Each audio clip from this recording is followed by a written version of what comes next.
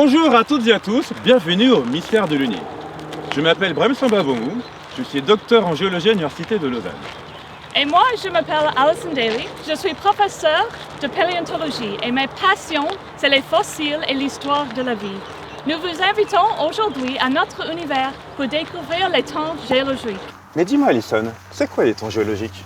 Ah, justement, c'est ça que nous allons découvrir aujourd'hui. Mais moi, je vous laisse avec Brahim et je vous retrouve dans les labos.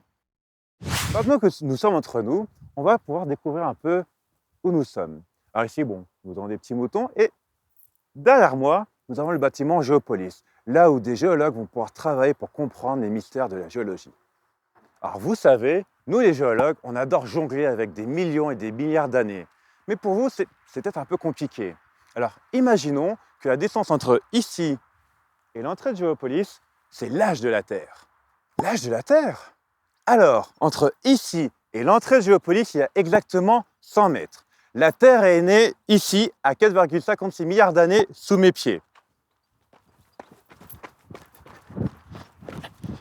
Et ici, les premières formes de vie à 3,8 milliards d'années.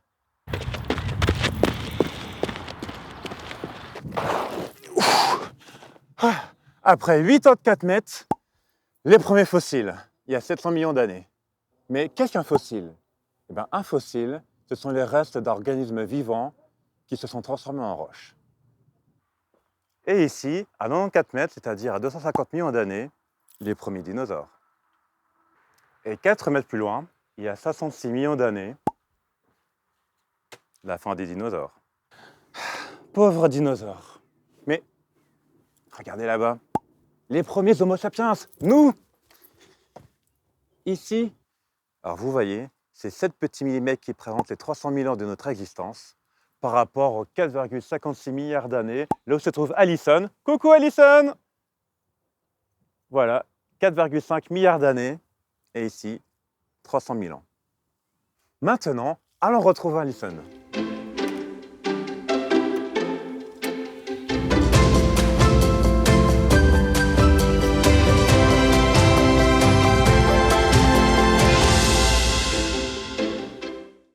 Bienvenue à Géopolis, où nos chercheurs et chercheuses travaillent sur l'histoire de la vie et l'histoire de la Terre. On commence avec mon collègue qui travaille sur les tremblements de terre. On y va!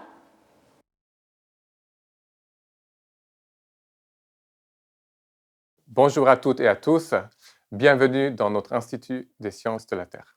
Je m'appelle Georges Heteni, je suis géophysicien. Je travaille essentiellement sur des chaînes de montagnes et les tremblements de terre.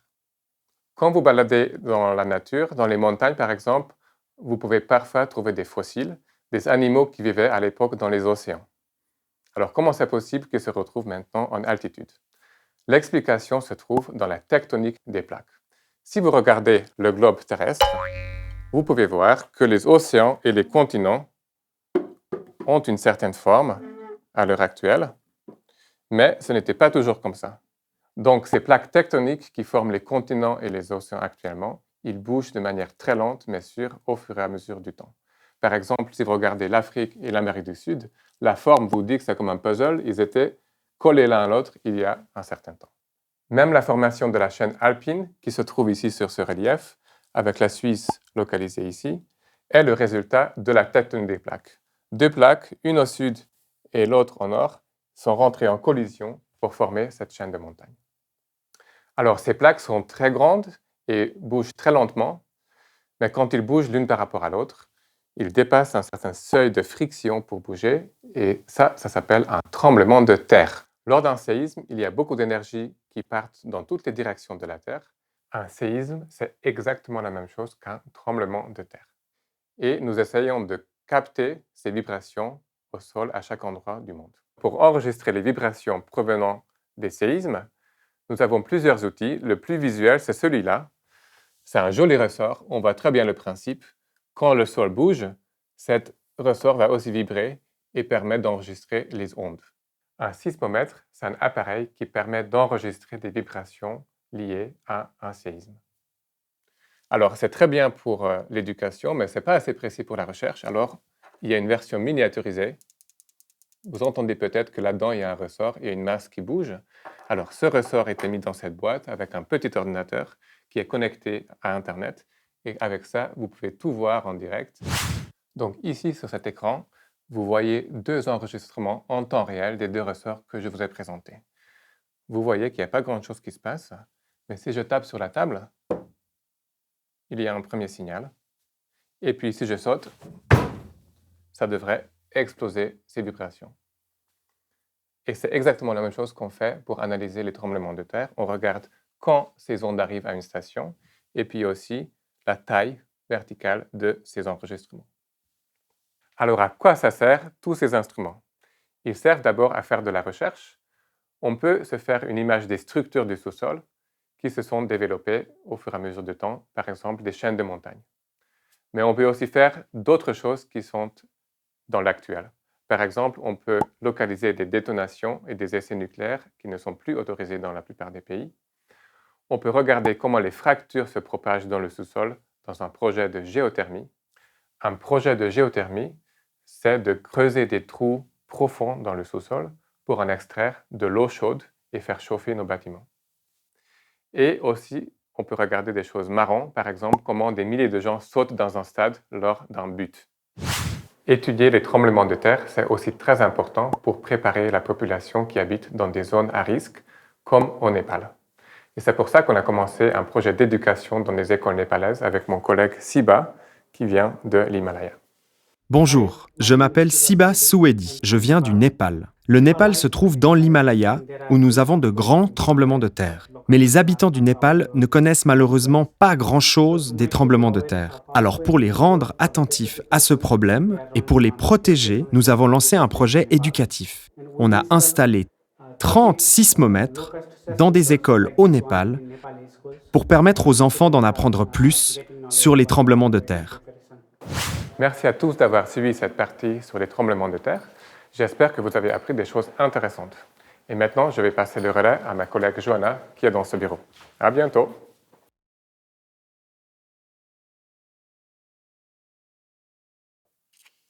Merci Georges. Bonjour, moi c'est Johanna et je vais vous parler de ces pierres qui ont plusieurs milliards d'années et qui sont très importantes pour comprendre l'origine de la vie sur notre planète. Pourquoi ces pierres sont fascinantes? Ces pierres sont fascinantes parce qu'on sait que la vie est apparue très tôt dans l'histoire de la Terre, mais on ne sait pas exactement quand. Ce qu'on sait, c'est que la vie est apparue sous forme de microbes, de tout petits organismes qui ne laissent pas beaucoup de traces dans les roches, et donc on a du mal à retrouver. Par contre, ces microbes, ils sont capables de former des pierres et des minéraux, et c'est ce que vous allez voir dans le laboratoire de Pietro. Oh bonjour, merci Johanna. Merci pour cette visite dans notre laboratoire. Je m'appelle Pietro et j'étudie comment les bactéries qui sont juste ici derrière moi nagent dans les liquides comme les liquides souterrains, l'eau dans le sol. Ici derrière moi, vous voyez des petites microbes qui ont la taille de 1 micromètre, 1 million de fois plus petits que nous, qui nagent dans l'eau à une vitesse extraordinaire. Certaines bactéries, ils peuvent se déplacer 100 fois leur taille dans juste 1 seconde. Imaginez Usain Bolt courir les 100 mètres dans 1 seconde. Vous vous demandez comment on peut voir si petits objets. Bon, on utilise un microscope. C'est comme une loupe très précise qui nous permet de voir à point plein de ces bactéries qui sont cachées à l'intérieur de ces circuits où ils peuvent vivre grâce à l'injection de nutriments dans l'eau où ils flottent. Les nutriments pour les bactéries, c'est juste de la nourriture qu'ils ont besoin de prendre pour avoir l'énergie pour vivre. Mais pourquoi on étudie les bactéries dans ces circuits? En effet, c'est pour comprendre comment ils peuvent se développer et faire des réactions chimiques dans le sol. Comme ici, vous voyez les grains solides dans le sol et les bactéries avec l'eau qui s'écoule autour de eux et ils peuvent grandir, augmenter en population. Cette vidéo, ça dure une journée où la possibilité des bactéries de nager, en effet, il se passe sur une échelle temporelle plus petite, de l'ordre de quelques secondes. Donc, les bactéries peuvent nager à l'échelle de quelques secondes, se reproduire et grandir à l'échelle d'une population sur une journée ou plus, et après, ils peuvent produire des minéraux qui restent là, dans notre environnement naturel, pour des milliers d'années. Et pour parler maintenant du temps et plus en détail du développement des stromatolites, je repasse la parole à ma collègue Johanna. À bientôt! Super ces images, Pietro. Donc vous l'avez vu, les microbes peuvent former des minéraux, voire même des pierres. Et donc maintenant, je vais vous raconter l'histoire de cette pierre qu'on a été chercher en Afrique du Sud l'an passé. On a été la forer. Enfin, elle, on l'a collectée, mais on a aussi foré ses copines pour essayer de comprendre quels microbes étaient présents et comment ils ont pu former ce type de roche et pourquoi on arrive à les retrouver. Et maintenant, elle a 2,5 milliards d'années. Comment on observe ces roches? En utilisant un microscope. Et si on regarde à l'intérieur de cette roche, on voit ces dômes ici, ces structures en demi-cercle, et on peut les observer aussi à l'écran à beaucoup plus petite échelle. Et ces dômes, ils sont formés par ces microbes qui forment ces minéraux au cours du temps. Et donc cette roche, elle a plusieurs milliards d'années, et on observe ici des fossiles de ces microbes qui ont poussé il y a plusieurs milliards d'années. Là, on a fait des observations avec une petite machine. Mais maintenant, je vous emmène de voir une super machine bien plus grosse.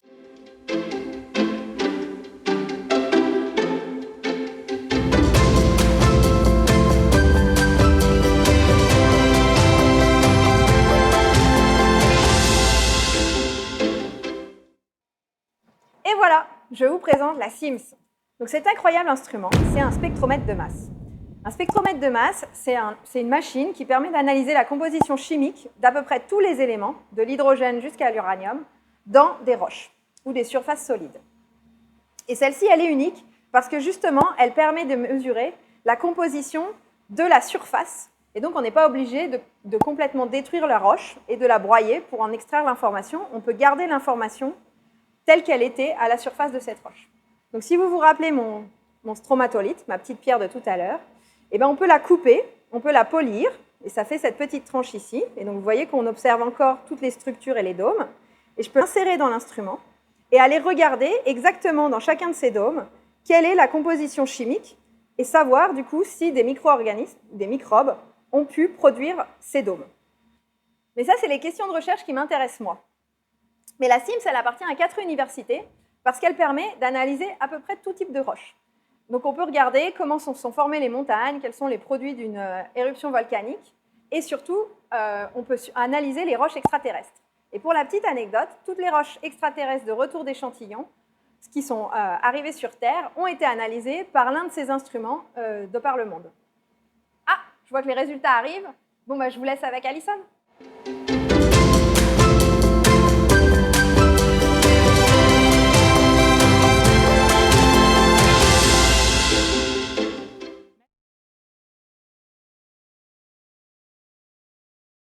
Merci Johanna, quelle belle machine. On a vu jusqu'à présent beaucoup sur l'évolution des microbes, mais qu'est-ce qui se passe après l'évolution de la vie? Là, ça c'est ma domaine. Moi, je suis spécialiste sur les fossiles des animaux et les premières étapes d'évolution des animaux. Comme j'ai mentionné d'abord, je suis paléontologue, ça veut dire que je travaille avec les fossiles. C'est quoi un fossile? Tout simplement un reste ou trace de la vie préservée dans les roches. On pense peut-être à les os, les dents, les coquilles, quelque chose de très dur. Mais les fossiles avec lesquels je travaille sont très spéciaux parce qu'ils préservent exceptionnellement les parties molles et les tissus molles. Ça veut dire qu'on préserve la peau, les yeux, même les organes internes comme l'estomac, préservés dans les fossiles qui sont 500 millions d'années. Ces fossiles exceptionnels sont un peu difficiles à travailler avec. On voit ici quelques exemples des fossiles du Cambrien. Ils sont tout plats et le contraste avec la roche, ça rend un peu difficile de voir ces fossiles. Nous avons développé plusieurs approches et techniques pour analyser et photographier ces fossiles, ce que je veux vous montrer aujourd'hui. Ces fossiles sont très importants parce qu'ils montrent les premières étapes des animaux. Je veux vous introduire à quelques-uns des premiers animaux, les petits monstres très bizarres du Cambrien. Ça, c'est Opabinia, un animal très bizarre, avec 5 œils, 5 yeux, une grande trompe avec les griffes et les palettes nageoires. Il nage dans les océans anciens.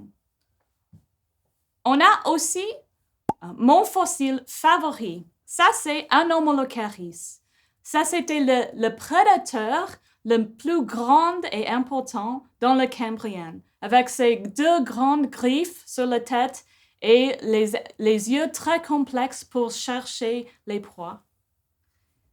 Le dernier fossile, c'est très important à nous, les humains. Ça, c'est notre premier ancêtre, le premier cordé qui ressemble à un petit poisson. Et ça, c'est le commencement de l'évolution de toutes les vertébrés, y inclus les humains. Moi, je travaille sur un événement très important dans l'histoire de la vie, l'explosion cambrienne. Mais qu'est-ce que c'est l'explosion cambrienne? C'est un événement qui s'est passé il y a 500 millions d'années dans la période géologique cambrienne. Mais ce n'était pas une explosion d'une bombe, mais une explosion de la vie.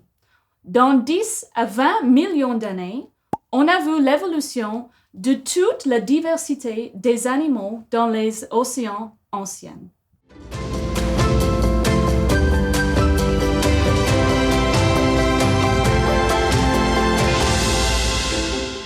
Alors, viens avec moi. Je vais vous montrer notre laboratoire de photographie où on prend les images des fossiles. Je m'appelle Pénélope et je suis étudiante en paléontologie. Donc je travaille actuellement au laboratoire avec Alison sur des fossiles d'animaux très très anciens qui ont vécu il y a près de 500 millions d'années. Je vais vous montrer une technique de photographie qu'on utilise au laboratoire. Ce que vous pouvez voir à l'écran, donc, c'est un arthropode, donc c'est un animal qui appartient à la même famille que les insectes, les araignées ou les crustacés. Et donc l'idée avec cette technique, c'est de réussir à bien faire ressortir toutes les parties de l'animal. Donc on appelle ça la polarisation croisée. Et donc en fait, c'est en jouant avec les contrastes comme ceci, vous voyez, qu'on peut réussir à faire ressortir toutes les structures qui nous intéressent. Ça, c'est une des collections des fossiles les plus importantes de mes recherches. Tous les tiroirs ici sont remplis des fossiles du Maroc, du Biot Fezawata, avec les animaux préservés avec les parties molles en place. Je vais vous présenter Gaëtan, qui s'occupe de cette collection et qui va vous montrer quelques-uns de nos spécimens. Bonjour, je m'appelle Gaëtan, donc je suis le responsable des collections que vous voyez ici. Je vais vous présenter un exemple de fossile extrêmement bien conservé, un trilobite entier avec des parties molles. Comme vous voyez ici, ses antennes qui sont rattachées à sa tête. Et on peut même voir à l'arrière, sur ce qu'on appelle le pygidium, une queue qui est attachée. Donc il est particulièrement entier et c'est ce qui fait que ce fossile est exceptionnel.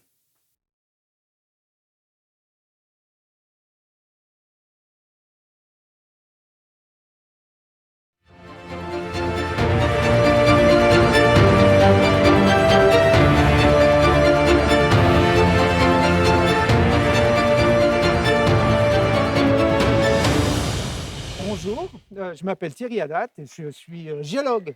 J'étudie les extinctions de masse, entre autres l'extinction qui a coûté si cher à ce brave cousin du Triceratops. Mais Brahim, tu es où Brahim? Je suis là. Attends, j'arrive. Attention, c'est dangereux ce truc-là. Mais on est où ici? Eh bien, nous sommes au Pristoparc de Réclair, dans le Jura. Et nous avons en face de nous un joli petit dinosaure.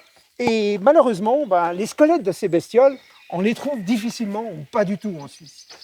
Par contre, on a des traces et je te propose d'aller les voir. Allons-y.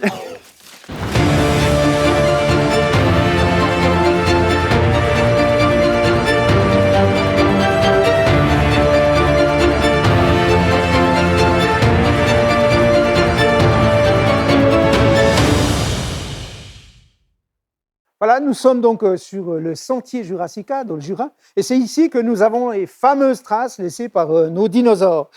Et donc ici, vous voyez en fait une piste qui a été laissée par un Diplodocus. Et comme vous pouvez le voir, en fait, ces traces font presque 1 mètre de diamètre.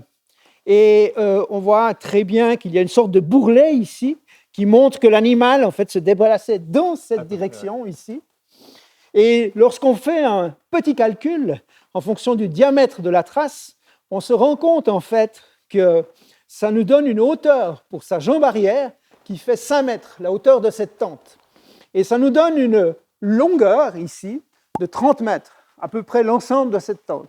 Donc, c'est l'équivalent d'un gros semi-remorque, d'à peu près une vingtaine de tonnes. Mais il n'y a pas que ça ici, Thierry. Il y a aussi des traces bizarres qu'on va voir ici. Allez, je vais vous montrer.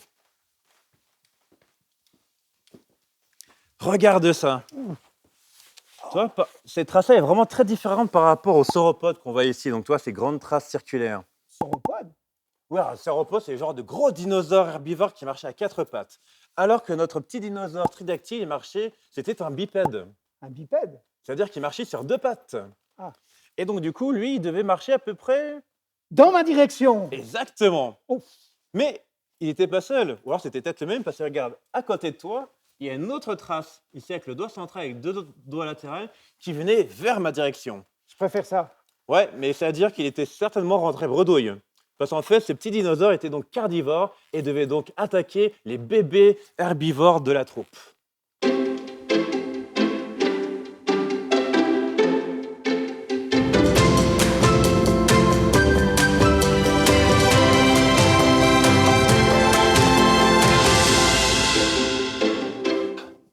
Ces traces de dinosaures, c'était quand même extraordinaire, quoi.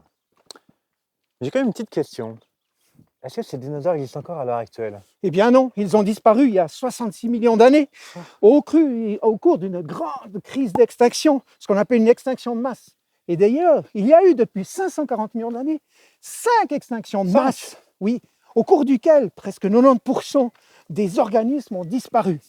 Et là, pour cette limite, où ce T-Rex a disparu, eh bien, on suppose qu'il y a eu une énorme météorite qui s'est écrasée sur le Yucatan et qui a rasé toute vie sur Terre en l'espace d'une milliseconde. Et l'autre hypothèse? Eh bien, l'autre hypothèse, c'est l'hypothèse d'un gigantesque volcanisme qui aurait eu lieu à peu près 300 000 ans avant la fameuse limite d'extinction de ces pauvres dinosaures et qui aurait émis des quantités de lave telles qu'on aurait pu recouvrir la France à peu près 10 mètres de lave. Ah ouais? Et ce sont les gaz issus de ce volcanisme qui auraient coûté très cher à ces dinosaures. Ah, c'est impressionnant, quoi. Mais une question, comment on pourrait savoir laquelle des deux des hypothèses est la plus valable? Eh bien, c'est assez simple. Il faudrait qu'on aille chercher un échantillon et qu'on analyse cet échantillon au laboratoire avec, il y a deux éléments, l'iridium qui est lié à la météorite et le mercure qui est lié au volcanisme. Alors, je propose qu'on aille chercher cet échantillon. Eh bien, allons-y. Allons-y.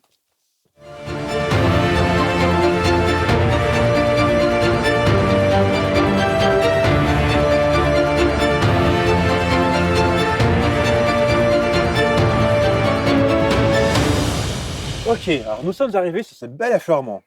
Ici, comme vous pouvez voir ici à la base, on a les roches où vivaient les dinosaures. Au-dessus, ils ont disparu. Et ici, c'est quoi, Thierry? Eh bien, c'est l'endroit où il y a la fameuse limite d'extinction avec l'anomalie en iridium. Ah. Donc, on va l'échantillonner À pour fond. la ramener au laboratoire. Allez, je prends un échantillon. Voilà. Et je vais m'empresser de les analyser au laboratoire. Allez, je vais à Lausanne. Hop! Bah, il est où, Brahim? Nous voilà de retour au laboratoire des sciences de la Terre de l'Université de Lausanne. Nous allons analyser cet échantillon que nous avons prélevé dans la carrière. Alors, nous allons mettre cet échantillon dans le broyeur à Agathe, qui va nous permettre de broyer notre échantillon.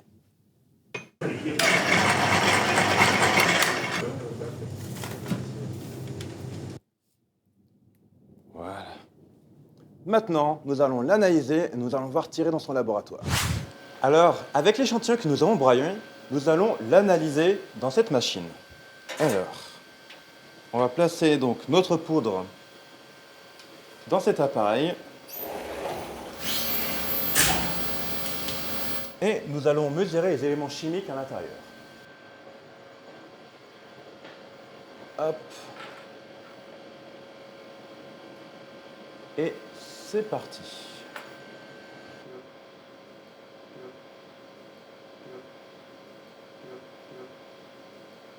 Alors, bon, pendant que cet échantillon est en train d'être analysé, nous allons observer ce même échantillon, mais au microscope. Allons voir Thierry. Alors Thierry, avec ton microscope, est-ce que tu peux nous dire ce qu'il y a dans cet échantillon? Eh bien, Brahim, tu sais ce que j'ai découvert? Il s'agit de petites gouttelettes de verre qui sont issues de la vaporisation de la roche lorsque la météorite a impacté le Yucatan au Mexique. Eh bien, on voit très bien ici toutes ces petites gouttelettes de verre qui se sont accumulées dans la roche et qui sont justement le résultat de l'impact. Thierry, viens voir, les résultats sont prêts. On a vraiment des drôles de choses. Peux-tu venir nous expliquer? Ah, mais c'est un pic d'iridium lié à la météorite. Ah, mais c'est génial ça. Mais par contre, c'est quoi ce grand pic là qu'on voit Oh, ici? mais ça c'est un pic de mercure. Un mercure? Mais c'est quoi le mercure? Le mercure, il est justement d'origine volcanique. Ah ouais, oula, mais par contre, ça a quand même compliqué un peu cette histoire quand même.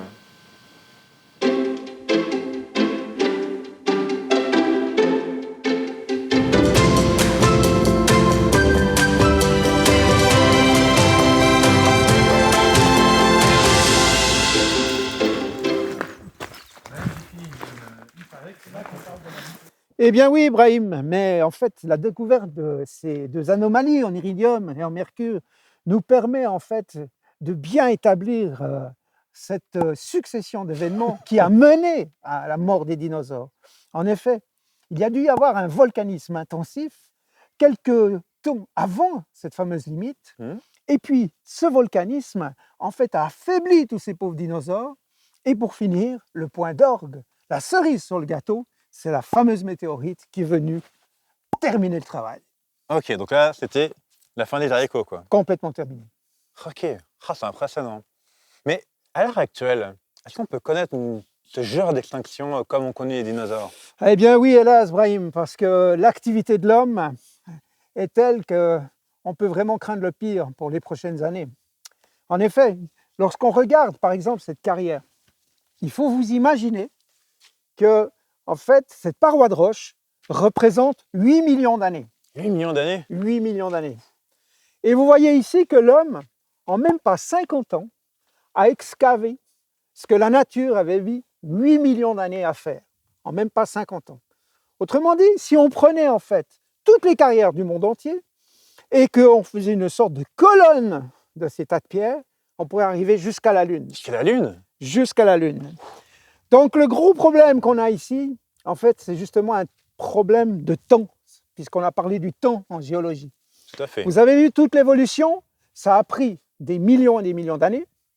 Et puis maintenant, l'homme, en quelques années, on va dire depuis 250 ans, est en train de modifier la Terre d'une manière telle qu'on a décidé d'ailleurs d'introduire une nouvelle époque, l'Anthropocène. Alors, Anthropocène, ça veut dire en fait l'époque de l'homme. Et cette Anthropocène aurait commencé à peu près dans les années 50, quand l'homme a commencé vraiment à complètement modifier le visage de la Terre. Et puis, ça nous pose un gros problème, parce que c'est une question justement de vitesse des phénomènes. C'est comme si vous compariez en fait une voiture que vous jetez à 5 km/h dans un poteau de béton, et qui en fait représenterait toute l'évolution au cours du temps, depuis 540 millions d'années, avec la vitesse à laquelle l'homme agit. Eh bien, la voiture ici, elle fait du 250 km/h. Oh. Eh bien, imaginez la différence si elle heurte un pilier en béton. Ça risque de faire mal. Ça va faire très mal. Et je pense qu'on peut être très inquiet. Mais bon Thierry, tout n'est pas perdu, car si on continue à se poser les bonnes questions, on peut agir pour notre planète. Donc du coup, restez curieux. Eh bien, merci à tous et à tous de nous avoir suivis. Et puis, à bientôt, à l'Université de Lausanne. Joe, je pense que tu peux te permettre juste de filmer celui-là quand il dit les mots. Tu fais quoi? Filme juste celui-là. Bon, il est de loin, hein. Lors d'une expédition de terrain, et je ne sais pas ce que je vais dire, donc j'arrête là.